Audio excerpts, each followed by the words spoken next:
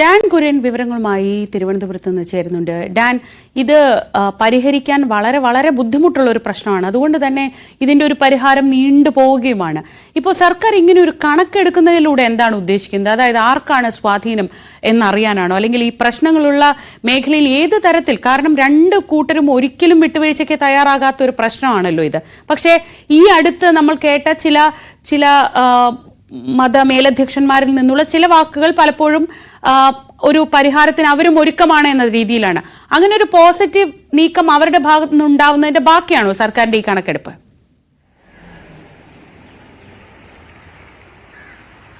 ശ്രീജ, ഏറെ നാളായി തുടരുന്ന തർക്കമാണ് ഓർത്തഡോക്സ് യാക്കോബായ സഭ തർക്കം. ഈ തർക്കം പരിഹരിക്കുന്നതിന് വേണ്ടി കോടതി ഇടപെടലിലൂടെ പലതവണ ഇതുമായി ബന്ധപ്പെട്ട ഇടപെടലുകൾ ഉണ്ടായി.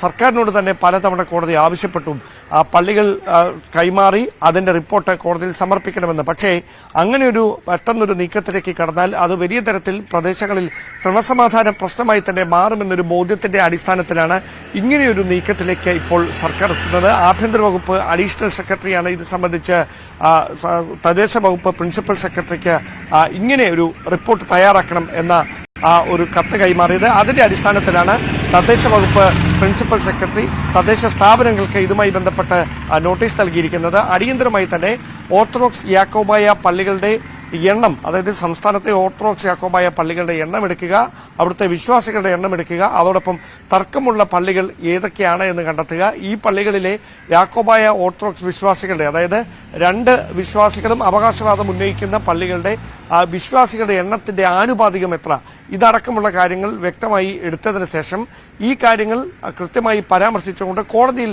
റിപ്പോർട്ട് സമർപ്പിക്കാനുള്ള ഒരു നീക്കമാണ് സർക്കാരിന്റെ ഭാഗത്തുനിന്ന് ഉണ്ടാകുന്നതെന്നാണ് മനസ്സിലാക്കുന്നത്. അതായത് ഏതെങ്കിലും തരത്തിൽ പള്ളി ഒഴിപ്പിക്കുന്ന, പള്ളി കൈമാറ്റം നടത്തുന്നതടക്കമുള്ള നടപടികളിലേക്ക് കടന്നാൽ അത് ഉണ്ടാക്കാനിടയുള്ള ക്രമസമാധാന പ്രശ്നങ്ങൾ എന്താണ് എന്ന് കൃത്യമായി കോടതിയെ ബോധിപ്പിക്കുന്ന ഒരു നീക്കത്തിന്റെ ഭാഗമായിട്ടാണ് സർക്കാർ ഇങ്ങനെയൊരു പ്രധാനപ്പെട്ട തീരുമാനത്തിലേക്ക് കടക്കുന്നതെന്ന് വേണം മനസ്സിലാക്കാൻ. മലങ്കര സഭയ്ക്ക് കീഴിലുള്ള പള്ളികൾ 1934 ഭരണഘടന അനുസരിച്ച് വേണം പ്രവർത്തിക്കാൻ എന്ന 2017 സുപ്രീം കോടതി വിധി വന്നതോടെയാണ് യാക്കോബായ ദേവാലയങ്ങൾക്ക് തിരിച്ചടി ഉണ്ടാകുന്ന ഒരു സാഹചര്യം പലയിടങ്ങളിലും ഉണ്ടായത്. അതേ തുടർന്ന് പള്ളി ഒഴിപ്പിക്കാനായി പോലീസിന്റെയും മറ്റ് സുരക്ഷാ സംവിധാനങ്ങളുമൊക്കെ നടുവിൽ നടത്തിയ ശ്രമങ്ങൾ വലിയ തരത്തിലുള്ള ക്രമസമാധാന പ്രശ്നങ്ങൾക്ക് വഴിവെക്കുകയും അത് സർക്കാരിന് തന്നെ തലവേദനയായി മാറുകയും ചെയ്യുന്ന സാഹചര്യത്തിലായിരുന്നു തൽക്കാലത്തേക്കെങ്കിലും ആ നടപടികൾ മരവിപ്പിക്കുന്ന സാഹചര്യം ഉണ്ടായത്. പക്ഷേ ഇനി അങ്ങോട്ട് തുടരാനാവില്ല ഇങ്ങനെ. കാരണം കോടതിയുടെ ഭാഗത്തുനിന്ന് ഇതുമായി ബന്ധപ്പെട്ട് ഇതിനോടകം തന്നെ പലതവണ പരാമർശങ്ങൾ വന്നു കഴിഞ്ഞു. ഇനിയും അതിനുള്ള സാധ്യത അങ്ങനെ തന്നെ നിലനിൽക്കുന്ന സാഹചര്യത്തിലാണ് ഇങ്ങനെയൊരു പ്രധാനപ്പെട്ട തീരുമാനം സർക്കാരിന്റെ ഭാഗത്തുനിന്നുണ്ടാകുന്നത്. ഓർത്തഡോക്സ് സഭയ്ക്കൊപ്പമാണോ യാക്കോബായ സഭയ്ക്കൊപ്പമാണോ സർക്കാർ എന്ന കാര്യത്തിലൊക്കെ വ്യക്തത വരേണ്ടതുണ്ട്. അതായത് ഓർത്തഡോക്സ് സഭ പറയുന്നത് സർക്കാരിന്റെ ഭാഗത്തുനിന്ന് നീതി കിട്ടിയിട്ടില്ലെന്നാണ്.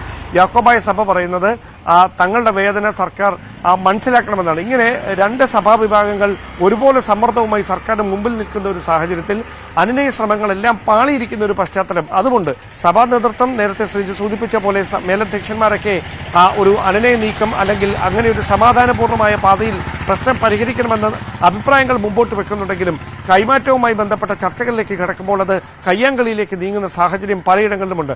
ഈ ഒരു പശ്ചാത്തലത്തിൽ കൂടിയാണ് കോടതിയെ ഇതിന്റെ നിജസ്ഥിതി ബോധ്യപ്പെടുത്തുന്നതിനു വേണ്ടി ഈ ഓർത്തഡോക്സ് യാക്കോബായ സഭാവിശ്വാസികളുടെയും പള്ളികളുടെയും അവിടുത്തെ വിശ്വാസികളുടെ അനുഭവത്തിന്റെയും ഒക്കെ കണക്കെടുത്ത് കോടതിയെ ബോധിപ്പിക്കാനുള്ള ഒരു നിർണായകമായ തീരുമാനം സർക്കാരിന്റെ ഭാഗത്തുനിന്നുണ്ടായിരുന്നു. ഡാൻ കുര്യനാണ് വിവരങ്ങൾ നൽകിയത്.